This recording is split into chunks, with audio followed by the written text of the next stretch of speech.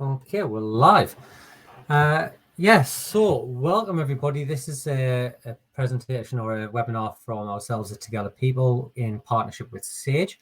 We are talking today about selecting your people platform and your HR technology and how to break through the noise when doing so. Over the course of this webinar, we're going to talk through a few areas, but effectively, this is the starting point of your journey. You've effectively decided that it's time to invest in HR software or new HR software. Or you may just be moving away from the likes of spreadsheets or other manual processes. Regardless of where you're starting, you can take steps to ensure you get off to a great start and prepare yourself and your team for success. And that's the kind of element that we're going to talk about today. On the webinar today, we have three speakers. We have myself. My name is Kevin Hume. I work at Together People as a solutions lead. I've worked in or with HR software for around 18 years now in a range of roles across various organizations as a user, a customer, a vendor, a partner. And at the moment in my current role, I work with clients to help them understand their requirements and identify viable solutions and services that meet their needs. Also on the call, on the presentation rather, we have Thomas Schillen, Managing Director at Together People, who has worked, or rather having worked in HR over 20 years for various large multinational brands, started Together People back in 2012. We are a HR system consultancy focused on supporting mid-sized multinational companies to achieve their vision through their people. Helping us today and contributing from our partners at Sage, we have Lauren Curtin, who has a passion for people and technology. Lauren's been at Sage for over 10 years and has worked within the HR software industry for 8 of those. She loves working with HR professionals in the ever-changing world of people to ensure that they effectively manage their candidates and employees and get the most out of them through innovative technology. So thank you very much and welcome everyone. The first thing we're going to talk about over the course of this session is selection criteria. So right at the beginning of your project, you're going to need to, or we're going to suggest that you select or create selection criteria. The reasons for this are effectively fivefold. Firstly, it allows you to understand your needs as an organization and as a team and what the system will then do for you and what needs that will meet. It creates or allows you to create consistent scoring to make sure that when you're comparing different systems, you have consistency across that, but also when different people are comparing different systems, there's consistency across the team as well. It allows you to engage your team nice and early in the entire project, way before selecting a vendor. It basically helps you engage the team and motivate them towards the project. It will also help you engage with the wider workforce, be that marketing, IT, or self-service users. And finally, it creates a starting point for success. It will identify or help you identify the real needs that are going to be met by the system, the real return on investment that's going to be achieved, and the benefits that you're going to get out of having a new system. So with selection criteria, the first stage is often just to define the selection criteria itself. That may be just a conversation beforehand. There may be a conversation beforehand regarding cost. Depending on how your business allocates budget, you might already have an idea of what your budget is and how it's going to impact your approach. However, there's always room to discuss this later too. We'll get into that later on when we talk about business cases. Defining selection criteria doesn't have to be a one-person job. It's a great opportunity for a team exercise. As I mentioned on the previous slide, it's a great opportunity to engage with your team. Get together with team members who have a stake in the new system and organize activities to define which processes and jobs they currently do and what the HR system or the new system could help with. You can then define these functions as must-haves and nice-to-haves, and you can use that as the foundation for your selection criteria. You might also want to have a think about user stories. Who is the user? What is the need that the system is going to meet? What would you expect the outcome to look like? You can combine those requirements and share them with prospective vendors, either to have them complete a document or to have them or give them some expectation of what you're going to be assessing during system demonstrations. You might also want to bring in other departments at this stage for their opinions. As I mentioned on the previous slide, you can engage with the wider workforce. If you're using a self-service portal, you can bring in someone from an end user capacity. if you need to, you might want to bring in someone from marketing or internal communications to make sure that you're going to be able to stay on brand and be able to provide the right messaging. And if you need to include IT, it might help you address things like single sign-on and security needs. Another great way of getting insight into what you need your system to do is to do a little bit of market research first on what you consider, on what systems currently offer. A great place for these is things like software expos, such as the CIPD's Festival of Work, which happened a couple of weeks ago. Once you've seen what's on offer, you can cherry pick functionality that you like from those various systems and that you think will work for your organization. Once you've built that selection criteria and you've shared that selection criteria with potential vendors, you've then got the opportunity to evaluate responses. You're going to want to create criteria that can be objectively defined, and you can use templates to present and compare competing vendors, such as the one in the little screenshot here. What you may want to do is think about combining your selection criteria with some must-haves from the vendor. You're going to be, or you might be about to spend a sizable amount of money on a system, and as such, you should think about this as an ongoing partnership rather than a one-time purchase or transaction. Are the vendors financially stable? What's the implementation model? And what's the support model post-implementation? These are all valuable conversation points that actually it's above and beyond just the functionality available in the software itself. You might also want to think about other criteria. A system might be able to deliver everything you want, but can it do so in your given timescales? You may be about to lose your annual subscription to your existing system, so you might have a drop dead date that you need to go on live on. So it could be a much more important element to the selection criteria itself. You can also consider whether any of that criteria is more important than anything else. So, for example, with the time-bound constraints, is that going to be more important than certain bits of functionality? And if so, you can use that logic to weight your scoring and make sure that you're assessing the right elements with the right level of importance. Once you've got all of your responses and you've been able to do that, obviously you get to evaluate them even further. Vendors can be assessed in a lot more detail. This can be done communally, or it can be done in isolation across a team and then compare scores. But the important part is, remember that your team might have different opinions. If you score separately, you can combine the collective responses to give a more considered score to each vendor. But importantly, try to remember that there are going to be other voices in the room when talking about people's opinions on certain functionality or certain criteria. That's effectively a quick introduction to selection criteria. Is there any questions at that point, Nikki, do we know? Hi, yes, Kevin, we have had quite a number of questions. I think I've just selected one here. A question that's been asked from a participant. If our business is new to an HRS system, how do we begin to assess our needs? Are there other ways to understand what other businesses might have asked for initially with their new system? Yeah, so I mentioned the HR Software Show, the Festival of Work. There are other places and other expos that you can do that. There is a wealth of websites out there that also help out with this regard. Speaking to vendors themselves, so a quick Google search and actually get in touch with a couple of them and have a look through their websites and speak to a few around their functionality, and you'll start to build a picture of what's possible. But ultimately, most businesses will work with other businesses in some way, shape, or form. Reach out to partners that you already have and find out what they're doing with their HR software and what journeys they might have been on through this. There's any number of places that you can go to find some logic in exactly what you want the system to do. But ultimately, it all comes back down to what the team need. And it could be something as simple as an exercise whereby you pull up a whiteboard or some post-it notes, ask everyone what are the pain points in their jobs and what are the pain points in their day-to-day work, and how you think software or technology could improve that. And then you start to build the basis of those selection criteria. All right. We'll move on to the next section now, and I'm going to invite Lauren to take over now. We are going to talk around building your business case. So, Lauren. Thank you. Can you all hear me okay?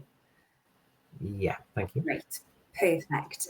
So in this session, or in this part of the session, what I'm going to be talking about is building your business case and covering 4 main topics. So first of all, why you should consider writing a business case, what should be included in it, the perils of focusing on financial benefits, and finally measuring success. So the first hurdle that you might find in buying an HRIS is getting the budget approved. Although it's generally getting better, I found that a number of businesses I work with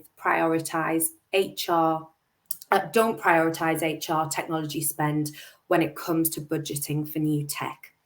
Given the challenges of the last couple of years, getting the budget to implement your new software might feel like a daunting prospect.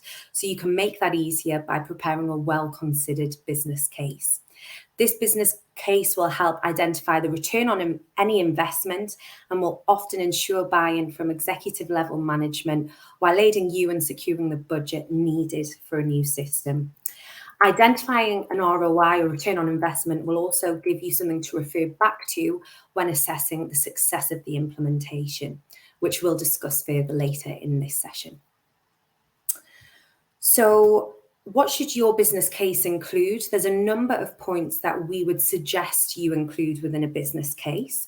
The first one being an introduction, a reason, or some background. So this is where you really frame the business case and you highlight what your department want to spend budget on and the challenges that you're having at the moment and how they will be overcome by investing in HR technology.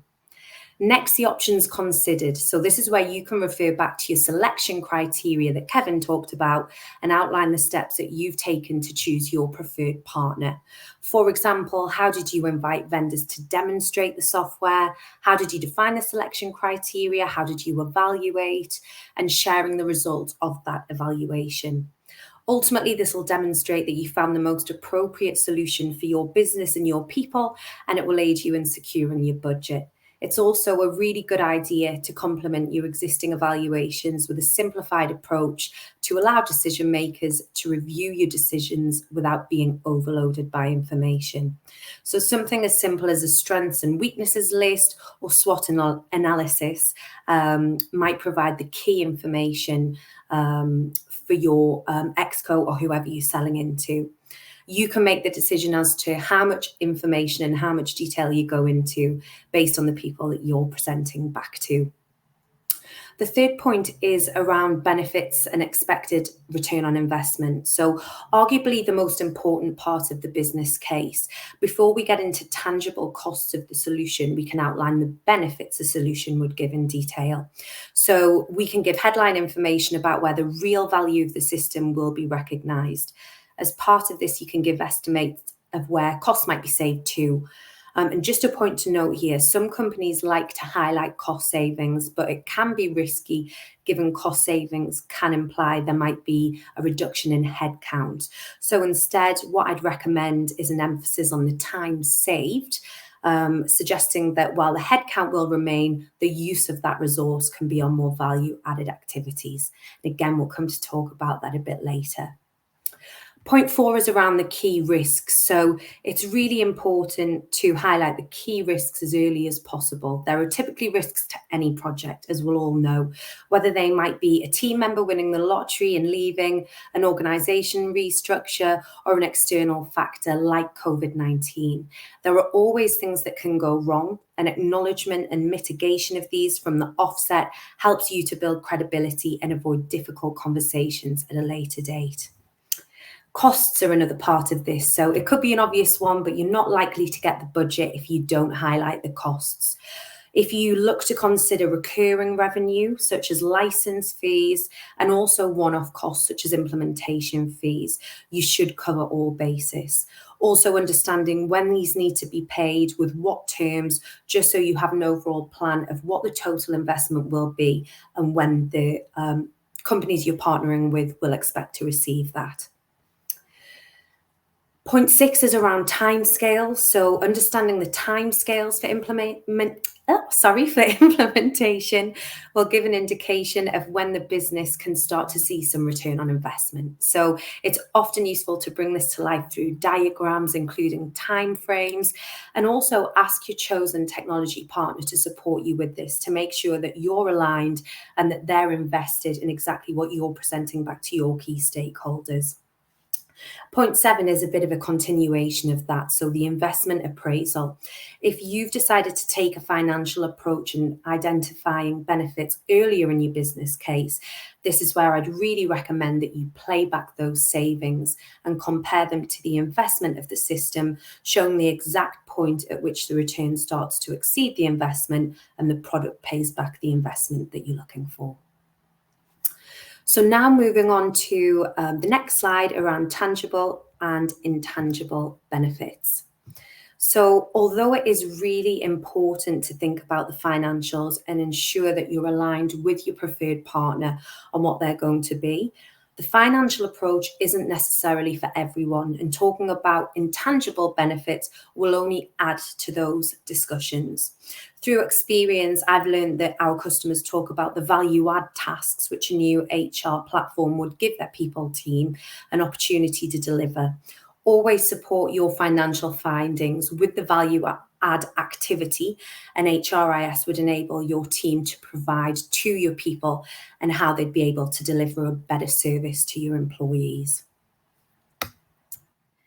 Now moving on to measuring success, which we will talk in a bit more detail about later in the project, but just so you've got this thought in your heads at this point, a really important role that the business case should assume is that of a benchmark to ensure the success of your project.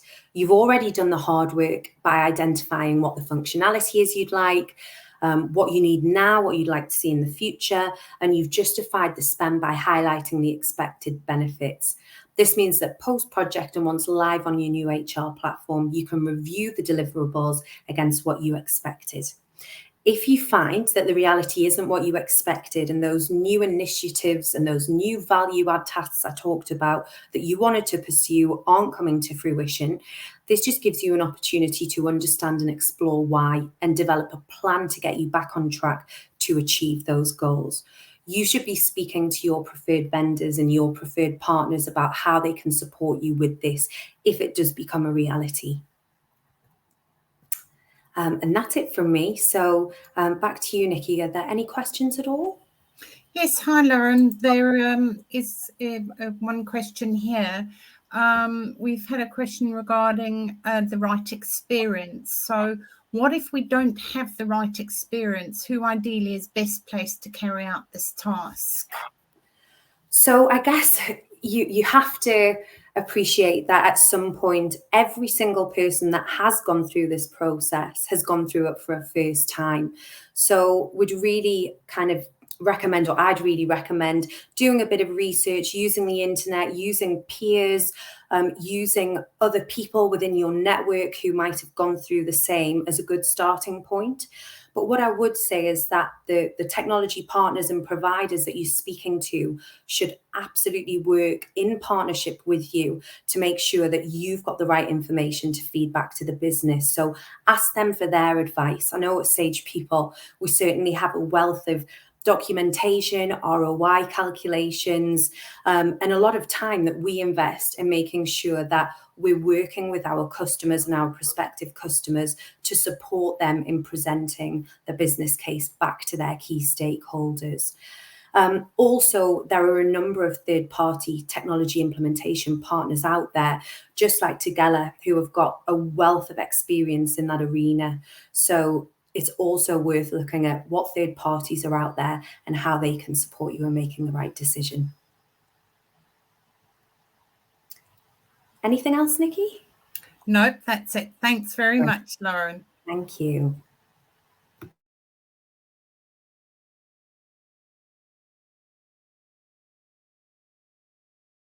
Hello again. Sorry about that. Had a little bit of camera trouble there. Thank you very much, Lauren. Back to me again for a couple of sections now. The first that we're going to talk about is preparing your team. At this point, we're kind of being a bit optimistic. We've assumed that you've done all of your selection criteria. It's given you a really good foundation to build a business case. You've used that business case to help you in the budget allocation of your chosen vendor. And now you are on the way to starting your implementation. Prior to doing that, we recommend you really prepare your team. And what we're going to talk about now is, first of all, why should you prepare your team? Should hopefully be pretty obvious, but we'll talk about that. What roles should be considered? What sort of tasks should you expect or should you plan for?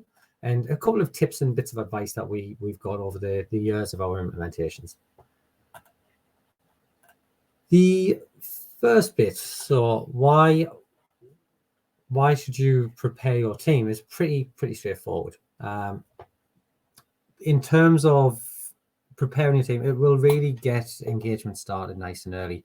It'll make sure that everyone has an awareness of what's expected of them. And it basically will give you a real clarity on any risks that you might need to mitigate. So, anyone who's on holiday, any busy periods, any processes that you run on maybe an annual basis, such as performance reviews or compensation plans, things like that can crop up, the business's usual activity that can actually disrupt your project. Getting people engaged nice and early and preparing your team right from the outset will help mitigate a lot of those constraints. You will need to think about a certain number of roles and who should play those roles as well as part of your team. Now, this isn't a completely comprehensive list. There may be elements for yourself that you want to consider, but these are a pretty robust kind of selection of roles that you want to get people in. First of all, you've got your project sponsor. Your project sponsor is a person or selection of people who own the project. They should be endorsing the project as an investment and will provide funding and approval for the project. They're not normally involved on the day-to-day, but if a project has a steering committee, they'll generally attend those meetings. And if project tolerances are at risk of being breached or exceeded, they'll be required for decision-making. What we can find occasionally is certainly in smaller businesses, the project sponsor, such as an HR director or finance director, will be a lot more involved in the project, but this will be unique to you as an organization. The next role is the project manager. The role of a project manager is to own the project plan. They should manage and mitigate risks and issues and to coordinate the project resource accordingly. In a lot of HRIS implementations, this isn't a dedicated PM, but someone given the role from within the project team itself. Again, it all comes down to the size and shape of an organization and whether you have the capacity to engage a permanent or full-time project manager, or whether you need to support someone internally in the HR team who's going to help with that role. The next role is the subject matter experts. Now, this can usually be a collection of people. An SME or a subject matter expert provides knowledge and understanding on a specific area or subject. Often with within HRIS implementations, things like geographies will play a huge part. SMEs will probably or often be the people who understand and can test certain subjects. So, for example, an HR manager in Australia will be much better placed to explain their absence role than someone in Poland, and vice versa. The SMEs will usually be engaged with the project right from requirements gathering for selection criteria purposes, all the way through discovery to make sure that what you're going to implement is fit for purpose and will work, and all the way through to user acceptance testing and beyond go live. So they're going to play a huge part throughout this project. You've then got your system administrator. You're likely going to be using this system for a number of years. Just a bit of anecdotal information here. In some sectors, it's been reported that the lifespan of an HRIS can actually stretch to over 20 years in some businesses, typically things like healthcare and public sector. So you're likely going to need a system administrator who can tailor the system to as your business needs it. This might be to create new reports as they're required or expected from government. It could be to add new public holidays, such as the recent Jubilee one this year, which was a change for everyone's absence patterns, and so on. So this person should be identified early as possible to ensure that you've got adequate training in place and understanding during and beyond the project itself. Finally, you've got IT integrations, and I would obviously also include marketing in the mix here. Technically, they are SMEs, but they do often exist outside of the HR team, so it's worth noting them too. These are teams that are outside of the HR team who can offer a lot of insight into your HR selection journey, and you might end up leaning on them quite a bit during the implementation. So it's good to have them engaged and on side as early in the process. I often tell people, if you are going to be branding your self-service and utilizing company messaging and brands and imagery and so on, it's often a good idea to get a box of biscuits ready for the marketing team. But yeah, that's just my advice. There are a number of tasks that you should be planning for. The first of these is selection criteria. We've already talked about this several times. you need to have a think about who's going to be involved in that selection criteria. You know, there might be end users that you want to consider. There might be marketing users that you want to consider, and IT users. You're going to have a difference between end users in self-service and end users on the HR side of things. So they're going to be completely different tasks. So think about who you need to involve for those sort of tasks. There's the sign-off and budget, which typically will be between the project planner, project manager, and the project sponsor. You're going to want to make sure that you've got sign-off, you've got budget, and you've got someone who can be accountable for that budget, and you can report into according to it. You've then got planning and resource management. Typically the project manager's responsibility, but they may need to lean on managers across the business or people managers across the business to ensure that they have resource when they need it and they're aware of any constraints that may come up in that person's day-to-day job. You've got discovery and requirements gathering. Now, discovery and requirements gathering is something that typically has come from HR systems over the last decade or so. Rather than a generic out-of-the-box system that you just get taught how to use, a lot of HR systems these days are very highly configurable. So will entail, or the projects will entail, a certain element of discovery or requirements gathering. Again, utilizing people like the SMEs and the system administrator in these areas is really going to help you make sure that what you choose to configure the system to do is exactly what you said it would do in your business case. You've then got training. There will be elements of training that you've got to consider, and there will be different people who need different training. So you may want to make sure that your system administrator has system admin training. Your SMEs or HR managers might need a kind of a lower level of training, but will still need to be competent with the system. And then you've got to consider the end users. So those who are just using self-service, are they going to need some training? Is it something that you can deliver through messaging in the portal itself? Or is it something that actually you can develop for yourself and make a little video that you can share around? There's always going to be training activities that are required on an HR systems project. You've then got test case writing and user acceptance testing itself. So again, SMEs are going to be hugely important here, as will the system administrator and also the project manager in terms of coordinating these activities. We recommend that you utilize things like the selection criteria, the business case, the discovery and requirements gathering. Use all of those instances to help you build a robust test plan. Think about the user stories in place. Who is going to be using the system? What are they trying to do? What is the end result? Or what does success look like?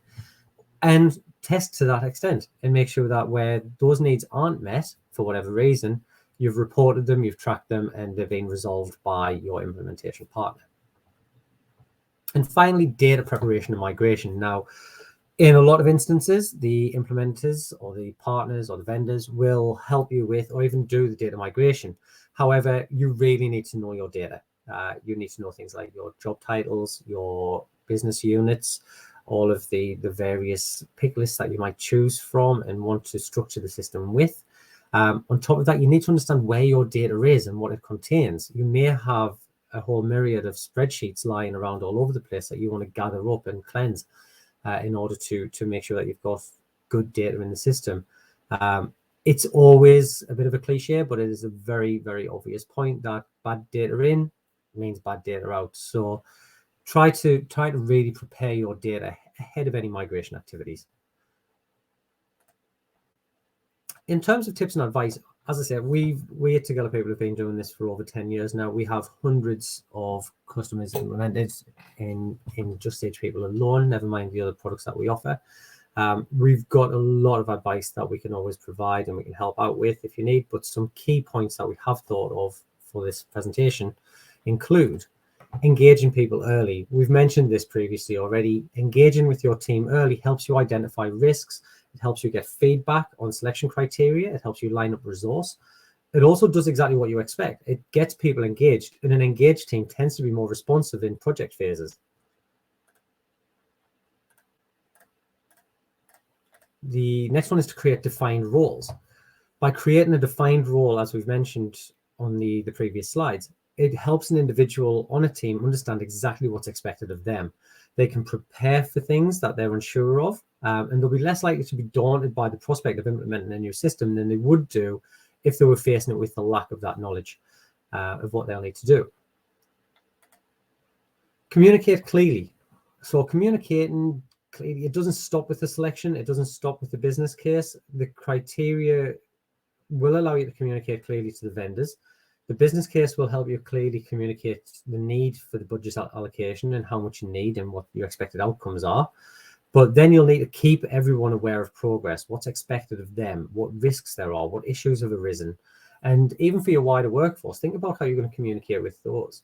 What's coming? How is it going to be of use to them? How can you really engage your wider workforce and communicate with them to make them excited about this as well, and to really ensure that you are utilizing and have everyone adopting the system nice and early.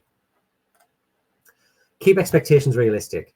This might sound a bit pessimistic to start with, but be realistic in what you expect of the new system to save you from not achieving your expected ROI or return on investment. Be realistic in terms of timescales. Your team have business as usual activities to do, so be realistic about how much time they can actually offer to a project. In all your engagement with the team, you may need to rein in a little bit of enthusiasm to ensure that you're being realistic with those who are going to interact with the product and project in future.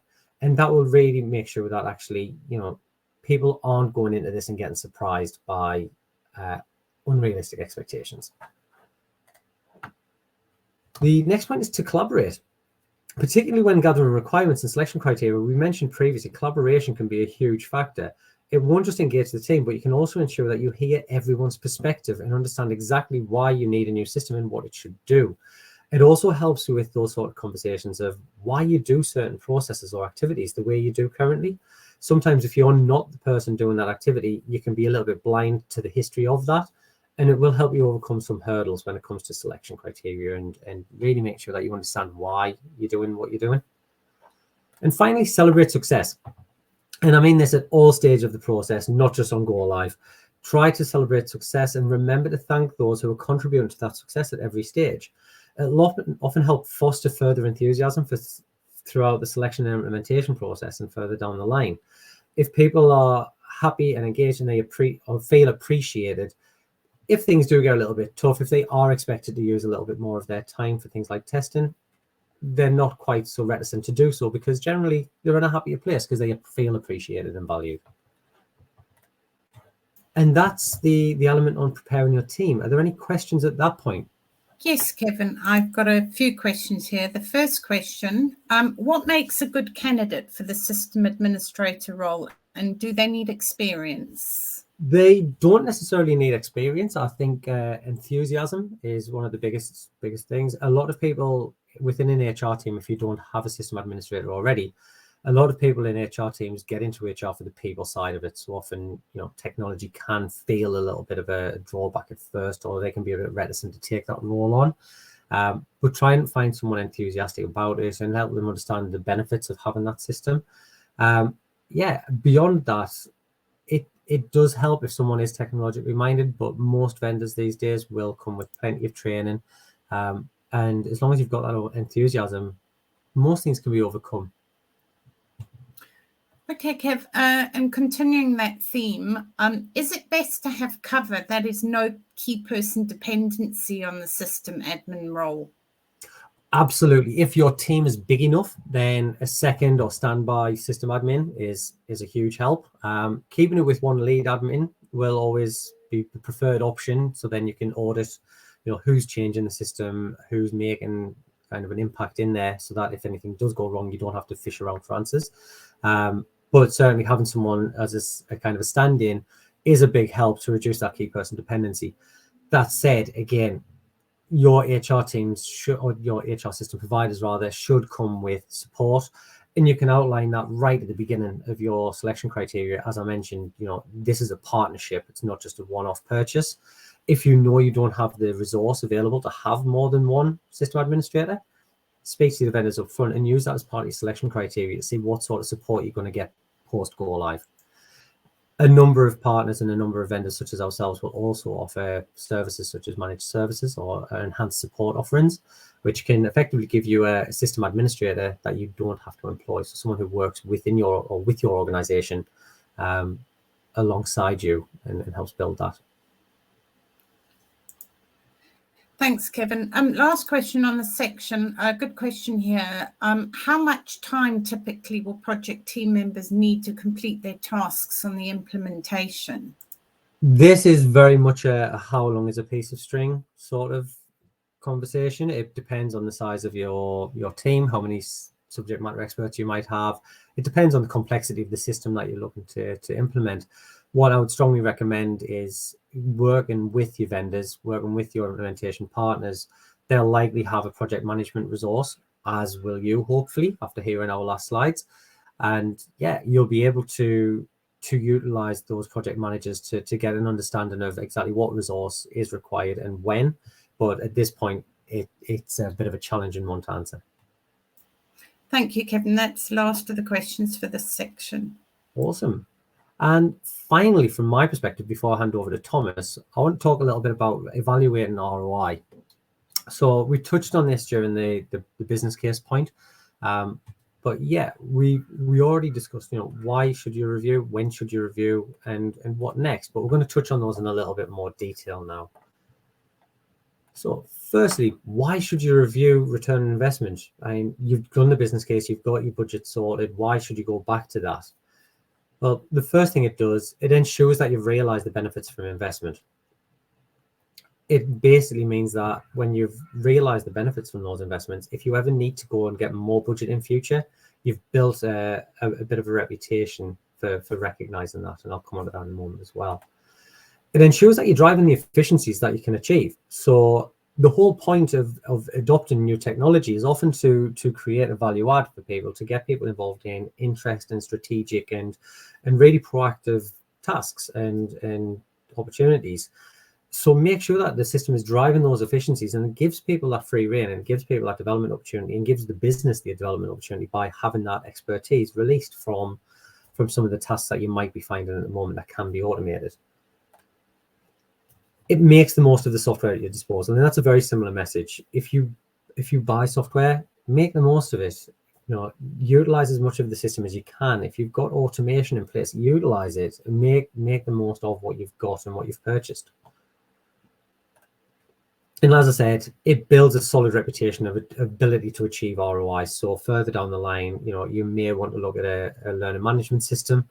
When you go in and build a business case for that, you've immediately got this kind of reputation for being able to deliver on what you've said you're going to deliver on, and that's a really big help. And that credibility will be a help in securing future funding. When should you review? So the first stage is in discovery. So as I mentioned, a lot of systems these days are very heavily configurable. You will likely have some form of discovery phase or requirements gathering phase. At this point, I would immediately think about referring back to your business case and your selection criteria, and that will tell you if the solution that you're about to build will hit all of those goals. And if it doesn't, then you might just have to go back over it and start addressing that now before you get too far into the project. The next stage is at go live. So at go live, it may seem a little bit early for such a review because you're straight out of the project, but think about it, you will have all of your project and its deliverables really fresh in your memory, and it'll be easier to recall where you've targeted to achieve certain benefits of owning that software. So where did you say you were going to achieve this benefit, and what have you done to do so? And you can really establish that at that point. The next phase I recommend personally is between 3 and 6 months post implementation. Now that your system's a little bit more embedded, you should feel, or you should be able to feel, a little bit more tangible difference in the effort that's required in using the system and the benefits that you're achieving from it. So you as a team will be more comfortable in using the product. So you'll be using it in a more user-friendly manner. You'll be using it in a more competent way, in a more comfortable way. And that should mean that actually those benefits that you said you would recognize, you're going to start getting those at that point. And finally, beyond a year after the implementation, by year 1, you'll have found that you've stopped chasing regular improvements, or you've taken the engagement for granted. It's worth revisiting the business case to ensure that you're still getting what you said you would. You haven't stopped using certain functionality. You haven't failed to adopt certain parts of the system. It's a great time to reassess any new releases too. So most technology these days and most systems that you're going to be looking at are going to be software as a service products.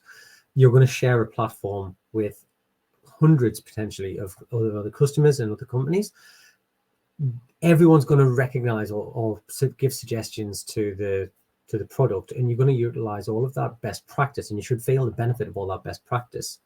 So keep your system up to date and ensure that you're adopting any new functionality, because you're going to benefit from changes that have been put in place for best practice for hundreds potentially of other organizations that you might have missed out on. What next beyond this phase, though? I would personally recommend continual reviews. So if not annually, then more regularly. Speak to or take a little look at things like the release notes. Every time there's a new release come out, just have a little look at them, see that you understand what's coming in the system.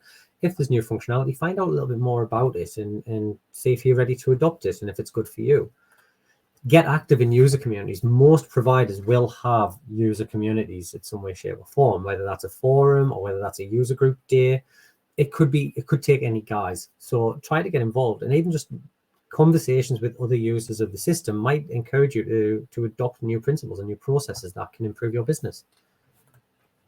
Keep in touch with your customer success managers or account managers or whatever they're called at your various vendors. They will be aware of what's coming up with the system. They will also be aware of what other customers are doing, and they can also recommend tips, tricks, and advice on adopting new functionality or getting the most out of your current functionality. Gauge opinions from users. Whether this is a small pulse survey to see how people have adopted, whether it's reporting on it to see how often people are going into the system, or a little quiz and just find out how people are using the system and get their opinion. You might find that actually, it's not quite hitting the sweet spots that you want it to, and you want to fix those and remedy them. And to that end, you can seek suggestions from users as well. So there may be something that you kind of didn't think of, or your team did think of, that actually the end users might have seen elsewhere that you want to adopt. So yeah, be open to suggestions from other users. And that's my take on evaluating ROI, certainly at a very high level. Is there any questions on that area? Yes, Kevin, there is. A question here: can my software provider and or my implementation partner help when evaluating ROI to ensure we're getting the best out of the solution? Absolutely. So at every phase of interaction, your vendor, and if you're using an implementation partner such as ourselves, they should be able to help. And this can be everywhere from the outline and selection and the purchasing of the system. It can be during the requirements gathering, and it can be beyond go live, as I mentioned, with the customer success managers or account managers. You should always have a contact that can help you in engaging with your system and adopting the system and making the most of it. Thank you, Kevin. Nice. And at that point, I'm going to hand over now to Thomas. So I shall knock my camera and microphone off. So Thomas, go ahead. Great. Thanks, Kevin. Which was a really nice segue in terms of making the most of your system, which is effectively what we're going to talk about now. So just to walk you through the steps you've taken, you've looked at what your requirements were, you've gone out to the market and you found the ideal system that's going to address all of those requirements. You've implemented that system, you've gone live, and now you've got business as normal. But we all know that it's not business as normal. We know that businesses change, requirements change, people change, systems evolve and change, and the like. So what are you going to do in terms of supporting you and your business moving forward? So effectively, there are lots of areas to look at. And during today's webinar, we've talked about different roles. You'd have support within those different roles within the business. So you'd have your HR, HRIS admin, you'd have IT, you'd have marketing, who would potentially support you. Some companies have the benefit of communications departments. And so the list goes on. You obviously have your key sponsor, who will keep wanting to know what are the benefits we're getting from our HR system. We'd initially set out to achieve X, Y, and Z.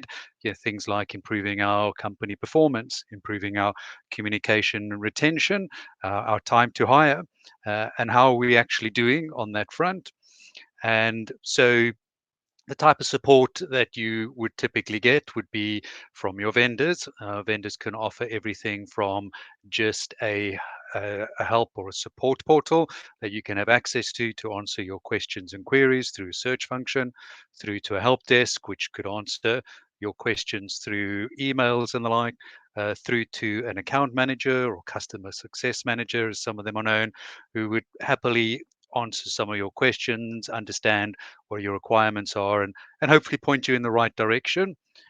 But if you're looking for enhanced support, a lot of vendors offer something called managed services. So this is post-implementation support that literally helps you through the process. And managed services, when you're looking to partner with a managed services provider, you would have a whole host of typical pain points, which will then give you some advantages of engaging with these providers. And here we've listed, and this is not by any means an exhaustive list, over 10 typical advantages you would gain with partnering with a managed services provider. First thing is they would help you optimize the system. A good example would be they would be aware of the product roadmap, they would be aware of your requirements and your current system setup, and they would recommend when the time's right for you to take on the new features and functionality that's been rolled out by the provider, or go one step further and actually in your sandbox or test environment, take that new functionality, knock up a proof of concept, and let you have a look to see whether that actually addresses your need. So your managed services provider understands your setup, understands your requirements, short, medium, long term, understands your return on investment. So what were those key things you were always looking to address, and will work with you on an ongoing basis to address those needs.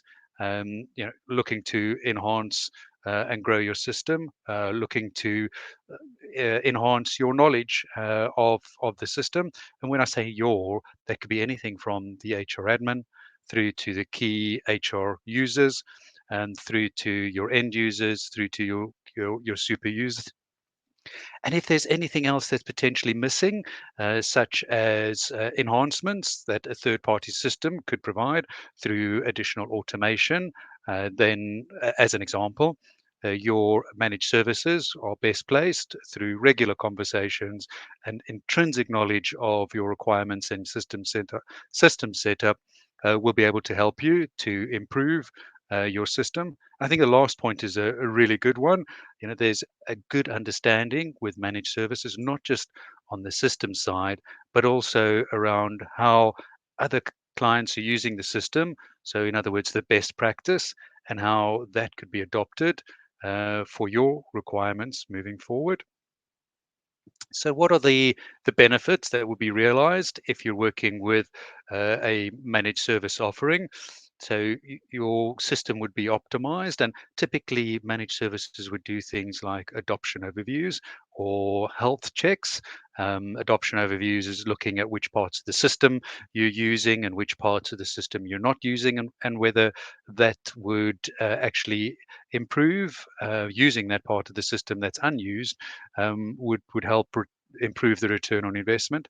Health checks. On the previous slide, we talked about issues and concerns around privacy and data and so forth, and security, IT security. And so health checks could look at your processes and system setup to make sure that you are secure with the way that you've set up your system, and that it's future proofed for your needs as your company organization develops. Another one that jumps out at me here is business continuity. And here, managed services offers a key role where if you have a key HRIS admin happening to step out of the business. A recent case, we had somebody go on a sabbatical. They were the key person in their business, and so the managed services stepped in and fulfilled that role in that person's absence. Maternity leave is another example. It doesn't have to be extended. It could be something as short as paternity leave, for argument's sake, or a short period of sickness. or it could be actually fulfilling that role because managed services has a team, and if the primary contact in that managed services happens to step away for whatever reason, going on holiday, then there is always backup available. So, this is a list of 8 or so benefits. There are a lot more that I'm sure you could think of as well.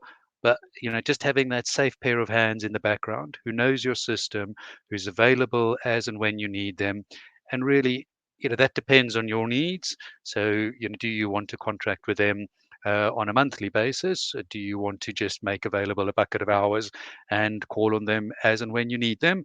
I think a really good managed services will understand what your needs are and adapt their services and their offering around your requirements. So that's the end of my section. Nikki, I don't know whether any questions came through for me. We do actually. We've got quite an interesting one, which I don't think you've covered off there. If a company has a system administrator in place, how can managed services help with their role?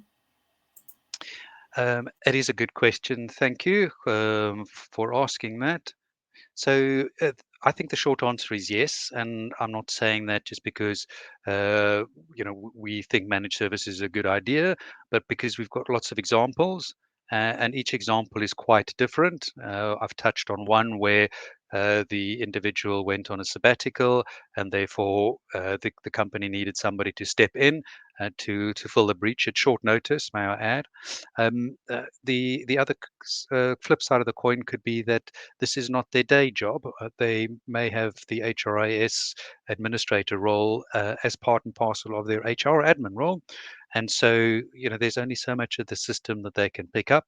And because they're not using it regularly, a outsourced HRIS admin who does this day in and day out for various clients and therefore knows the system and the process and inside out, and has shortcuts, by the way, to address particular issues or needs.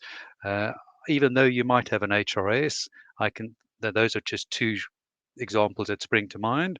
And I'm sure there are many more that will warrant having an outsourced service available, even though you have an HRIS. Thanks for that, Nikki. And I think it's back over to you, Kevin.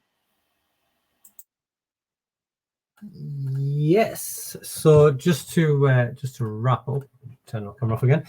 Just to wrap up from our perspective, thank you very much, Thomas, and thank you very much, Lauren, and again, thank you very much, Nikki, for facilitating this webinar. If you would like to take a little look and book in a discovery call now, you can utilize the QR code on the screen at the moment. Alternatively, get in touch with us at Together People if you'd like, either via the website, via the email, via phone, or even just reach out on LinkedIn. I'm sure any of the speakers today would be happy to hear from anyone who is watching this. Alternatively, we will make this webinar available on our website as well. So if you're watching this retrospectively, again, feel free to reach out to us. We're more than happy to help going forward. All right. Thank you very much for your time, everyone. And that is everything. Thank you. Thanks, everyone. Bye. Bye.